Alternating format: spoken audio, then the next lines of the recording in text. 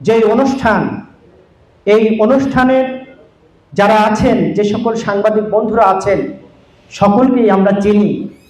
আমরা যখন দুর্দিনে রাজপথে লড়াই সংগ্রাম করতাম, ডিবি, পুলিশ, বিভিন্ন গোয়েন্দা সংস্থা আমাদেরকে বিভিন্ন জায়গায় ব্যারিকেড, নির্যাতন, নিপীড়ন করার চেষ্টা করতেন। অনেক টেলিভিশনের বন্ধুরা আছেন, তাদের গাড়িতে করে 1 কিলো বাইরে নিয়ে আমাদেরকে নামিয়ে দিতেন, আমাদেরকে চেক করতেন। সেই দুর্দিনের সাংবাদিক বন্ধুদের কিন্তু ভোলা যাবে না। আমরা যদি মনে করি সুসময় এসেছে, আমাদের এই দুর্দিনের বন্ধুদেরকে ভুলে যেতে হবে। আবারও কিন্তু ভবিষ্যতে দুর্দিন আসতে পারে। কাজেই আমাদেরকে মনে রাখতে হবে, দুর্দিনের বন্ধুই প্রকৃতি বন্ধু, সুদিনের বন্ধু প্রকৃতির বন্ধু হতে পারে না।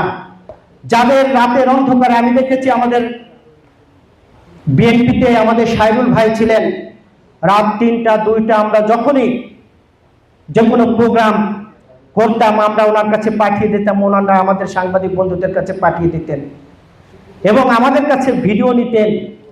তখন কি একটা ভয়ঙ্কর সময় ছিল, সেখানে সকল পেশাজীবী মানুষের জন্য ভয়ঙ্কর সময় ছিল, সাংবাদিকদের জন্য, রাজনীতিবিদদের জন্য, পেশাজীবীদের জন্য, সকলের জন্য। সেই সংকট পরিত্যাগ করে আজকে আমরা একত্রিত হয়েছি, ঈদ পুণ্যমিলনী করছি। আজকে আমাদেরকে শপথ নিতে হবে।